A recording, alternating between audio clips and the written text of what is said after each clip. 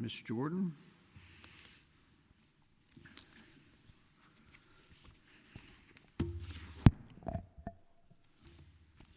Thank you, Judge Southwick. May it please the court. Anna Jordan on behalf of the City of Dallas. The First Amendment prohibits the enactment of laws abridging the freedom of speech. It does not guarantee a right to communicate viewpoints at all times, in all places, or in any manner one chooses, which is why reasonable time, place, and manner restrictions are constitutionally permitted.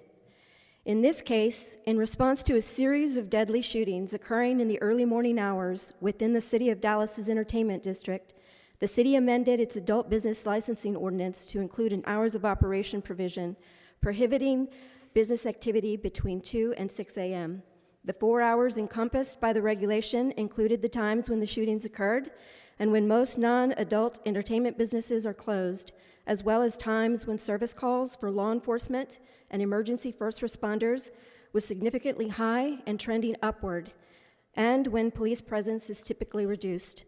Without deciding which standard of scrutiny applied, the district court granted a preliminary injunction on the ground that this classic time, place, or manner regulation violated the First Amendment because it allegedly failed both strict and intermediate scrutiny. That decision should be reversed because it flowed from several legal errors, 2 of which I will discuss today. First, the district court erroneously assumed the regulation targeted speech because its application depended on the business definitions contained within the licensing ordinance. According to the district court, in light of the Supreme Court's decision in Reed and this court's decision in Reagan 1, specifically footnote 3, this determination rendered unclear whether City of Renton and Alameda Books continued to control the constitutional analysis. But after the Supreme Court in City of Austin clarified the scope of Reed's holding and rejected the view that a content-neutral regulation is rendered content-based merely by referencing or evaluating speech, there was no legal basis for the district court to refuse to apply Renton and Alameda Books, which both instruct courts to review regulations like this one under an intermediate scrutiny standard after confirming that the regulation is a time, place, or manner restriction aimed at secondary effects. And because the record in this case conclusively demonstrates this regulation did that, the district court's refusal to find at the outset that this regulation was facially content neutral and therefore presumptively valid was error. Counsel, I'll tell you straight up, for me, this case turns on the quality and quantity of the evidence that the city must adduce in order to show the link between the businesses, secondary effects that are being, between the businesses, I don't know, what are we calling the businesses Adult here? business. Adult businesses, great. And the secondary effects. So what's the amount of evidence? And so the district court had a lengthy opinion, had a number of criticisms of the evidence that the city relied on, the studies, and et cetera, et cetera. So for me, the case really turns on whether the district court raised the bar too high, or did not, or whether the district court was identifying flaws in the evidence that are fair game. So what's your view on those things? Well, Your Honor, our position is that the district court ignored a lot of the city's evidence and focused solely on the violent crime data. And so what I'd like to do, if I could, with the court's indulgence, I'd like to go through the evidence that was ignored by the district court, which we believe on its own would support the conclusion that this regulation passed intermediate scrutiny. Before you get into the actual evidence, it seems to me, what standard should the district judge have applied to the evidence? You say the district judge should have considered more, overlooked certain things, but what ultimately is the standard that the district judge should be applying to the evidence of the city when it passed an ordinance? Well, in this case, because Renton and Alameda Books have already determined that these kinds of regulations are should be reviewed under an intermediate scrutiny standard because the... I'm not talking about the level of scrutiny. What is it that the evidence is supposed to prove? Is this like a tort case and whoever has the preponderance of the evidence wins, or is there something else when you're talking about the judgment of a city council in adopting an ordinance? So the district courts are required to start reviewing the city's evidence under a presumptively valid perspective. And so once the city submits evidence that demonstrates that the regulation is aimed at secondary effects, the burden then shifts to the plaintiffs to prove with clear and convincing evidence that the regulation is not narrowly tailored to further substantial governmental interest, and that ample avenues of communication are not left available to the plaintiffs. And that was their burden to show by clear and convincing evidence, which the city contends they did not meet. So the city's evidence, the only obligation that the city had was to produce evidence showing that the regulation was aimed at secondary effects and that it was a time, place, or manner regulation, which we did overwhelmingly. So I'm looking at Alameda, at the plurality opinion, which describes Renton, which, I mean, in my view, is the controlling decisions, haven't been overruled. The court says, we held that a municipality may rely on any evidence that is reasonably believed to be relevant for demonstrating a connection between speech and a substantial independent governmental interest. And in that case, it's to combat secondary effects. I thought that was isn't that the standard? That is the standard, Your Honor, but it flows from the first premise, which is that the regulation is presumptively valid. And the reason that the city has such a light burden in this regard is because the district court or the Supreme Court has determined that these regulations are really aimed at trying to control conduct, not speech.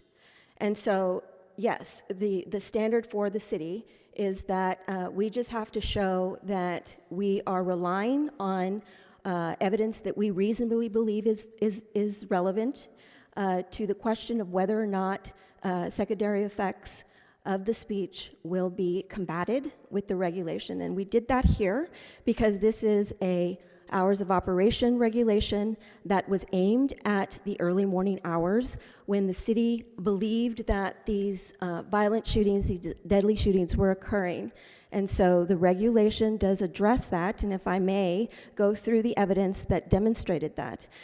Between 2020 and 2021, 6 deadly shootings had occurred within the city's entertainment district, which is located within the Dallas Police Department's Northwest Patrol Division. Of these 6 shootings, at least 4 occurred in rapid succession within the adult businesses themselves or in their parking lots, and all 6 occurred in the early morning hours.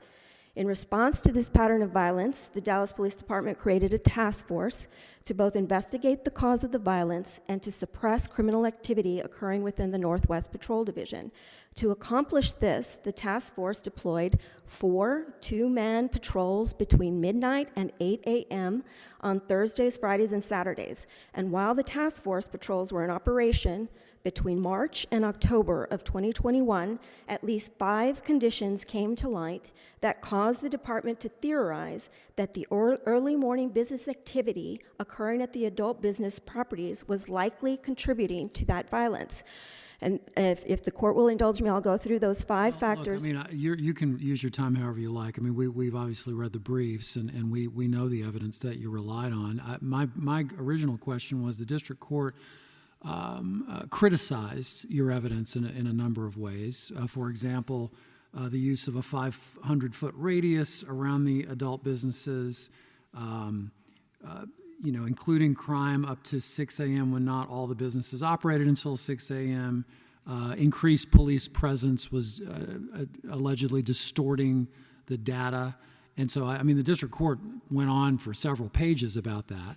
And I just wanted to hear your response to that. Is that the way that a district court ought to evaluate evidence in a secondary effects case under intermediate scrutiny?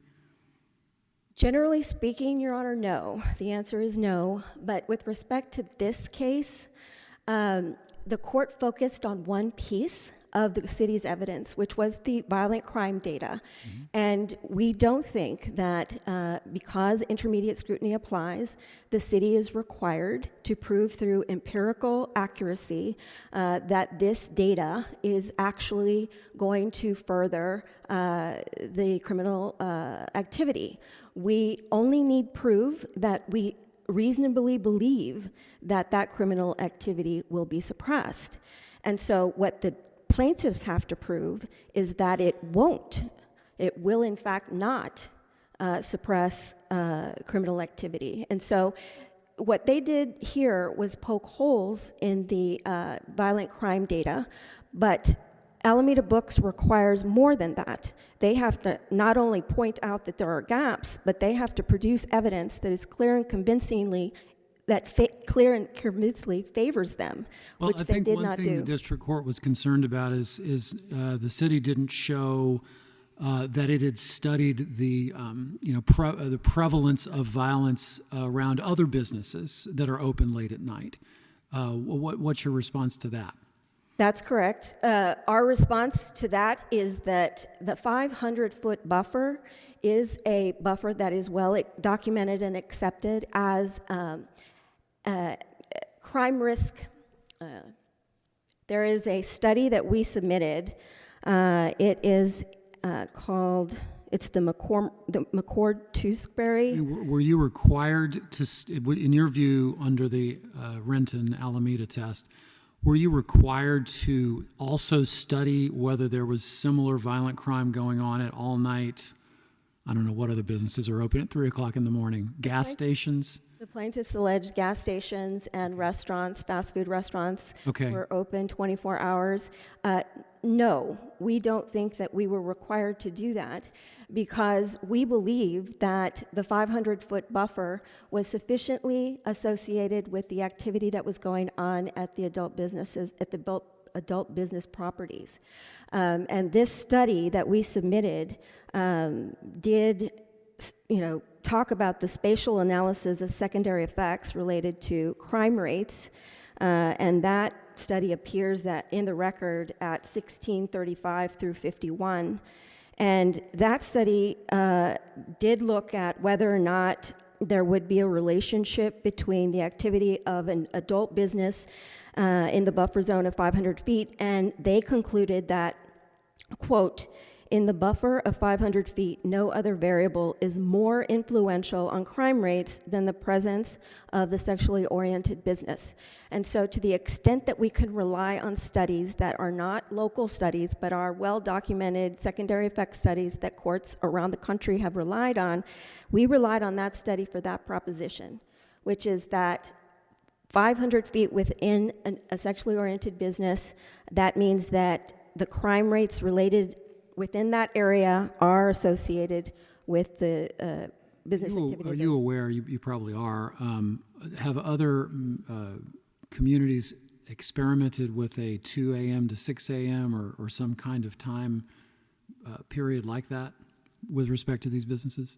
Not to my knowledge, Your Honor, but we don't think that we had to tie our the regulation to a study like that. It didn't have to be that specific. In fact, Alameda Books says as much, because in that case, the city of Los Angeles didn't have a direct study either, and the Supreme Court said that was not required.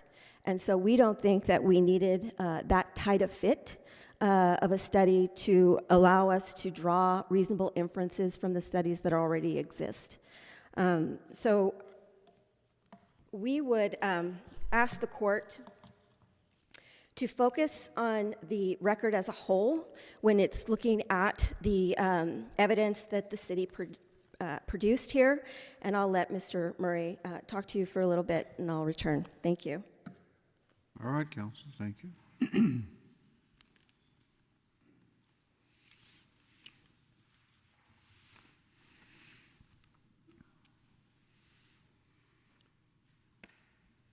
Good afternoon. May it please the court. My name is Michael Murray, and I rise on behalf of the plaintiffs' appellees in this case. Your Honors, and Judge Duncan, I promise you I will get to the evidence, but I wanted to say a couple things in advance of that, because I think there are some legal issues that are very important here as well.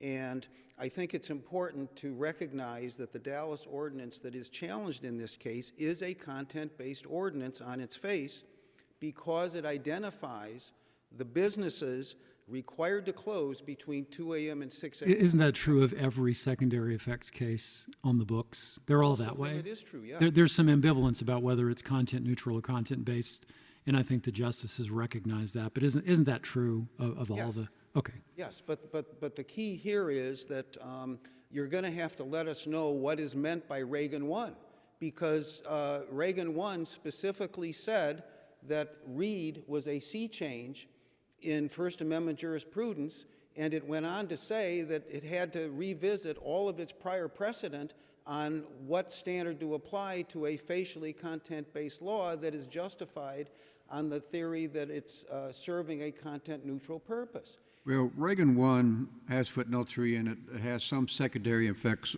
opinions in it, some other non-secondary effects opinions in it. I don't remember now if we did a search of everything that cited Reed or didn't cite Reed, or just what the background of that footnote was. But it does seem to me, even since Reagan, in cases such as Hagar, we have returned to secondary effects and said that's still the law. Let me make sure I understand what your position is. I mean, obviously, Reagan 1 was vacated by the Supreme Court, and we dealt with what they vacated it about. But I think that makes suspect a fair amount of what was said in Reagan 1, with respect for the panel. So is your position that secondary effects law itself is now unstable or even been eliminated? Yes. If you apply... Because of footnote 3? I mean, that's all you have in it, is footnote 3 of Reagan 1? I understand that, Your Honor. No, I'm asking, do you agree? Yes. In the Fifth Circuit, that's what I have, is your court, and you, of course, remember the panel, and you wrote the opinion on remand, and I think on remand you recognized that the City of Austin still held that if it's discriminated on the basis of topic or subject matter, it's still content-based. And that was the predicate for the... Well, secondary effects law has been around for a good while. It seems to me part of your argument is the Supreme Court in Reagan made some statements about how you determine whether something is content-based or not. And you're saying that didn't reference secondary effects, or perhaps it undermined that that's a separate doctrine? Yes, because the whole point of Reed was that the Supreme Court, in an important decision, said that even if you have a benign purpose, a content-neutral purpose, and you have no intent to censor the speech, if it's content-based on its face, strict scrutiny applies, and it doesn't matter what the government's purpose was.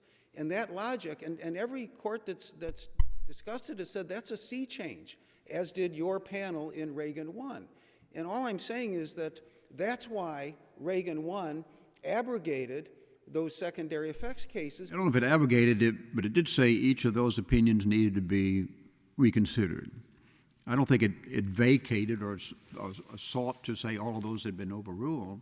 Well, I thought, as I read the panel opinion that you joined, of course, it said that all of the cases that previously in the circuit, pre-Reed cases that applied intermediate scrutiny to a facially content-based law, have to be abrogated as in violation of Reed, and then it gave the footnote examples of the cases that had erroneously applied intermediate scrutiny, and they were the 4 sexually oriented business cases.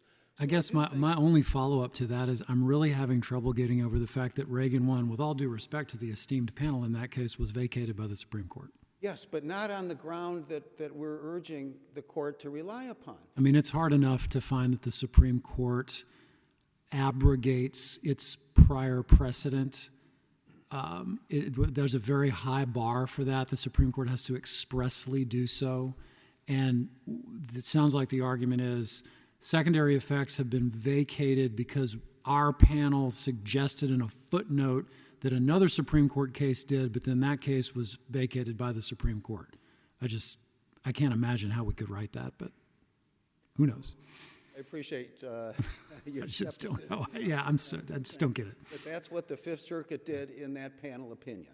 And we would urge the court. And the only thing I'll say about the Hagar case, Judge Southwick, is that Reagan wasn't on the radar because the district court decision came before Reagan, the appeal was filed before Reagan, the opening briefs were filed before Reagan, the response brief was filed 6 days after Reagan was decided, and they didn't mention Reagan.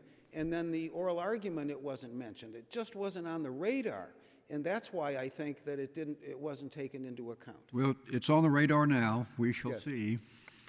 But so we think, Your Honor, that apart from that, even under intermediate scrutiny, that this ordinance fails. It fails under Justice O'Connor's plurality opinion in Almeida Books because the requirement is that the city cannot get away with shoddy data. The city's evidence must fairly support its rationale.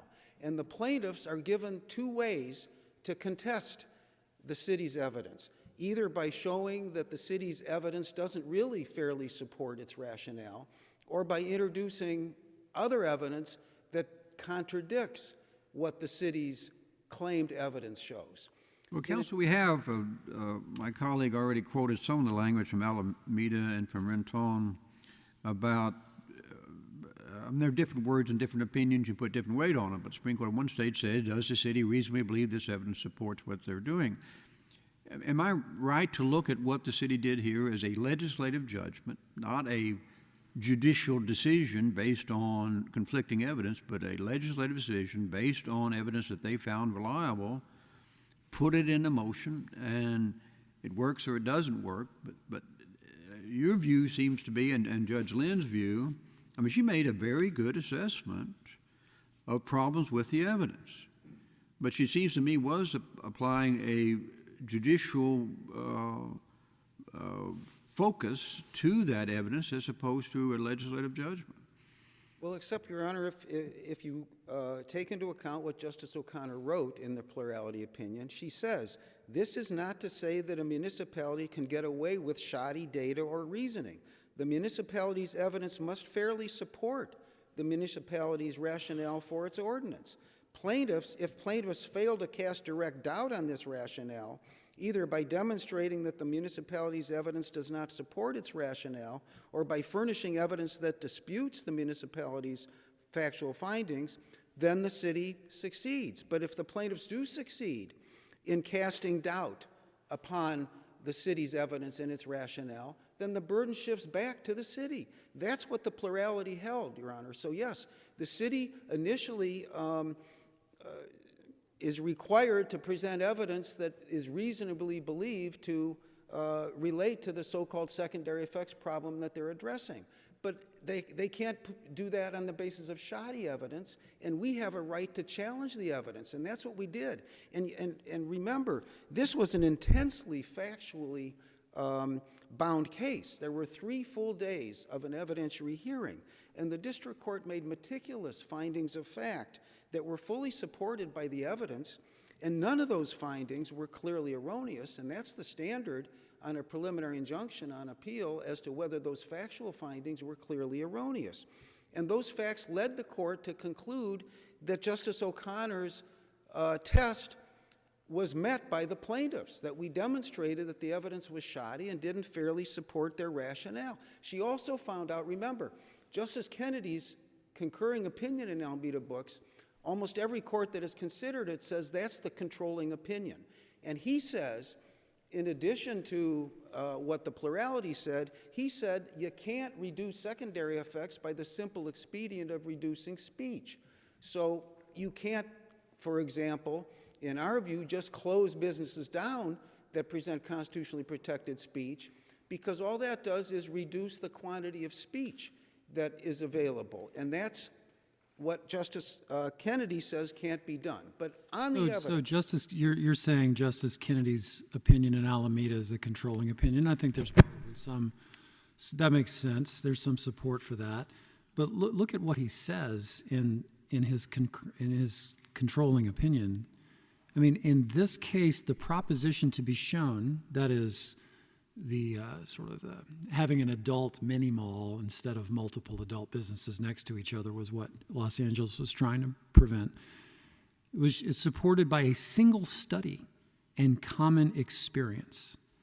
The city study shows a correlation between the concentration of adult establishments and crime, and he goes on to describe it. But as you'll recall, in that case, you had one study that didn't even address the specific ordinance.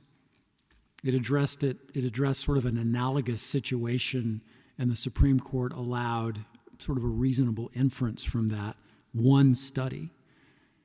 So here, just comparing the amount of evidence that the city, and sure, you can pick at it, and the district court did a fine job of picking at it, but there seems to be much more evidence here with respect to the adult-oriented businesses than in City of Los Angeles. What do you think?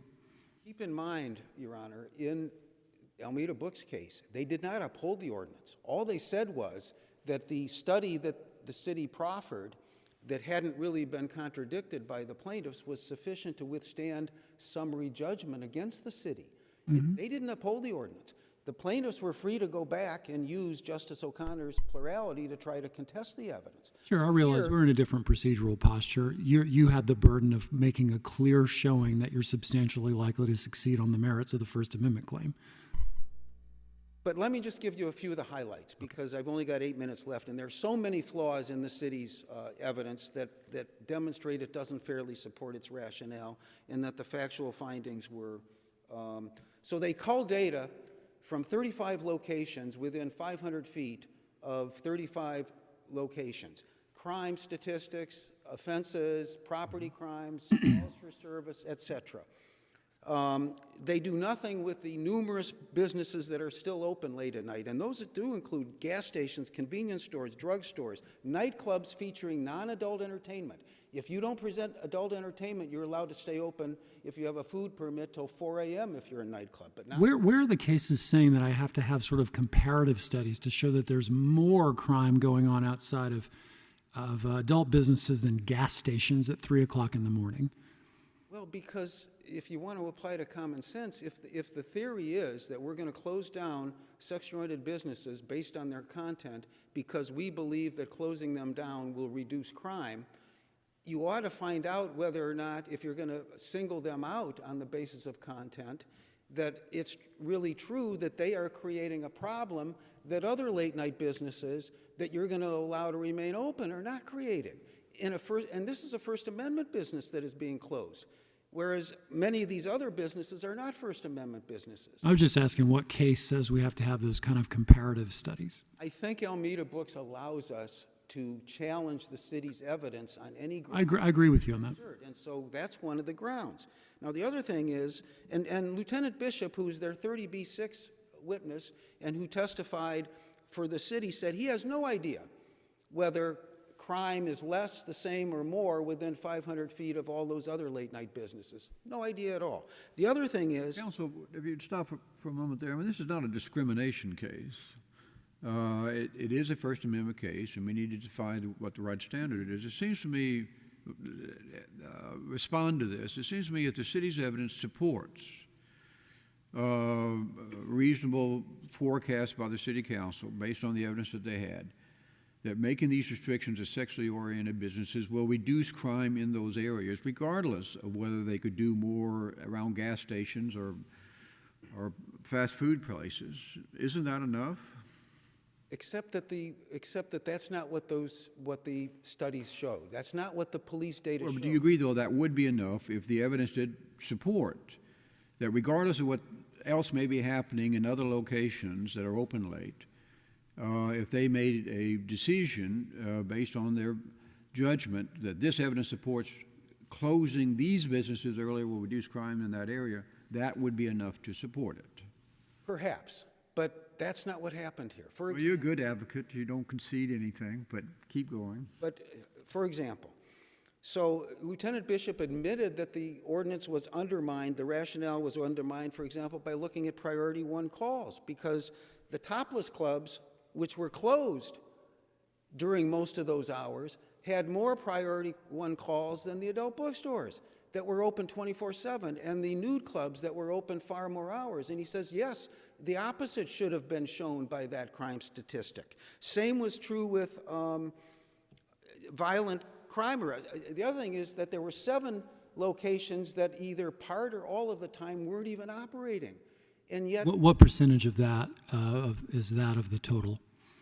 well, 7 of 35, so 20%. However, you got to add to that, there were 10 topless clubs that from Sunday to Thursday closed at 2 o'clock. So 17 of the businesses that they were studying were closed during the hours of 2 a.m. to 6 a.m. From Sunday to Thursday. Yet they included all of that data from those closed businesses, theoretically to support an ordinance that is going to say that we'll reduce crime if you close the businesses. Well, the businesses were closed, and yet they still counted all the criminal events that occurred within 500 feet of, and that's half of the businesses that were closed. And Lieutenant Bishop said he never even bothered to find out what the hours were of these businesses to figure out whether or not he was studying businesses that were open or closed. And so how does that's the definition of shoddy data, in my view.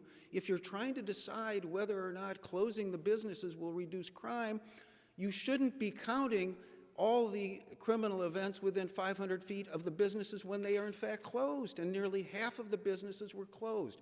That's just one example. The combined violent and property crimes between 2 a.m. and 6 a.m. were less than the crimes between 10 p.m. and 2 a.m. What about if you just focused on the violent? If you focus on the violent crime, what you find is that, let me get to the violent crime, because the violent crime, for example, okay. I mean, I thought the stats said it went up. Violent crime Went up from 2 to offenses 6. reported within 500 feet of the businesses between 2 a.m. For 3 years, there were 11 of those within 500 feet of the 9 adult bookstores. 1 reported crime every 3 months. At 1 of the 9 businesses, none at the other 8. 66 at the nude clubs, 9 nude clubs, over 3 years. That means 1 offense every 16 and a half days at 1 of the 9 locations and none at the other 8.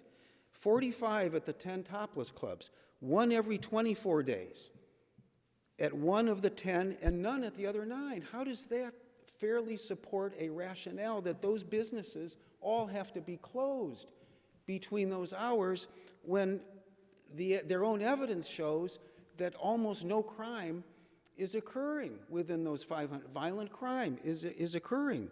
I mean, the bookstore evidence was clearly unsupportable. For example, violent crime arrests within 500 feet. At the bookstores, between 10 p.m. and 2 a.m., there were 5 in the 3-year period. There were only 2 in the 3-year period that they studied. 2 offenses over 3 years, 2 violent crime arrests. 11 at the 9 full nude bars. That's a little over 1 arrest for a violent crime every year at 1 of the 9. 7 of them were at the 10 topless clubs. It took more than a year for 1 violent crime arrest to occur within 500 feet of the topless clubs, and that means 1 club, and the other 9 there were none. So priority 1 calls over 3 years, 56 at the 9 adult bookstores. That means every 19 and a half days at 1 of the 9 locations, there was a priority 1 call. The nude clubs, 1 every 18 days at 1 of the 9 clubs, there was a priority 1 call. At the topless clubs, once every 13 days, there was a priority call within 500 feet of 1 of the 10 topless clubs and none at the others. I could go on and on. I'm telling you, the evidence, the judge was perfectly within her right to evaluate this evidence and decide as a factual matter that we proved our case. And I see my time is up. Thank you so much. Sure thing.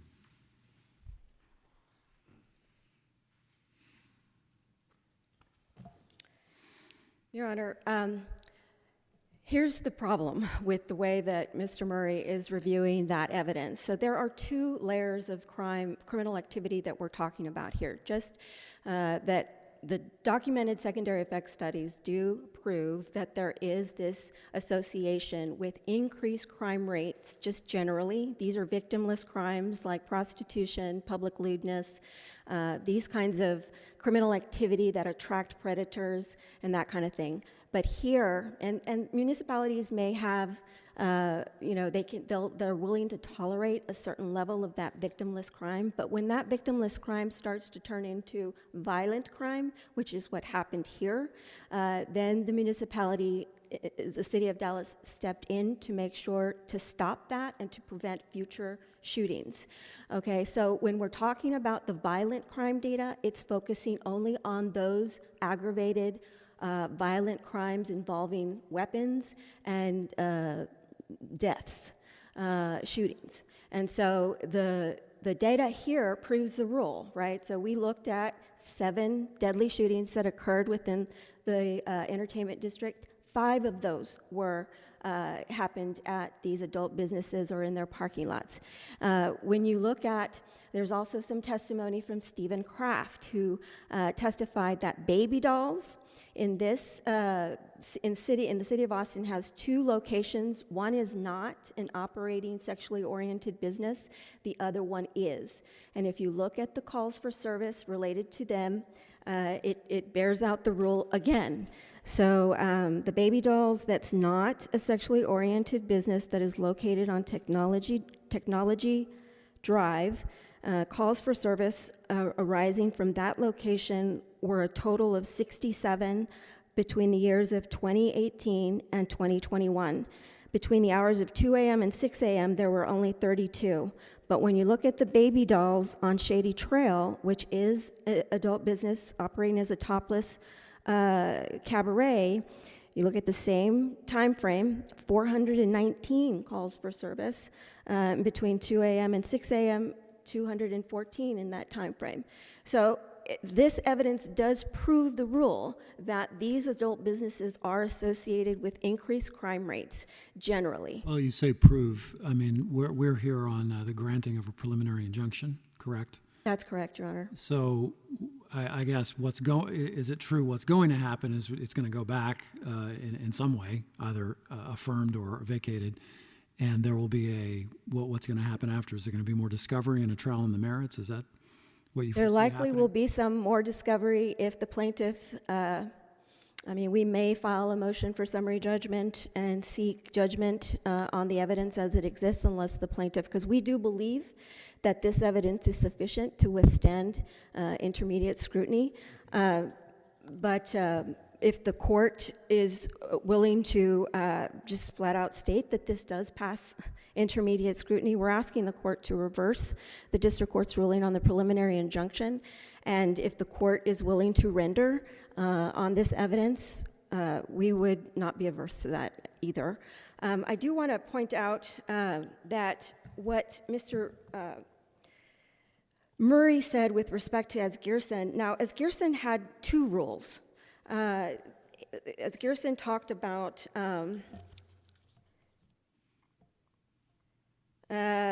Which case are we talking about? So Reed clarified, for example, that Ward stood for the proposition that while a facially content-neutral regulation can be rendered content-based by its justification or purpose, the inverse is not true. In other words, a facially content-based regulation cannot be rendered content-neutral by looking at its function or purpose. And in Asgerson, there were 2 rules that it cited. It cited a rule, quote, "A regulation is not content-based merely because the applicability of the regulation depends on the content of the speech." That rule was not overruled by Reed. Reed overruled the second rule in Asgerson, which stated, quote, "A statute that appears content-based on its face may still be deemed content-neutral if it is justified without regard to the content of the speech." That's the rule that Reed overruled, and what Reagan 1 recognized. But what Reagan did was it basically cut and pasted all of the cases that Asgerson cited in its footnote 7, and then put it in footnote 3. And the problem with Asgerson is that it did lump in together some adult business regulation cases with its non-adult business cases. But I think Asgerson was correct in the ruling, and only one of those rules was overruled by Reed. Thank you, Your Honor. We'd ask the court to reverse. Thank you both for bringing your understanding of this case to us. We'll take it under advisement.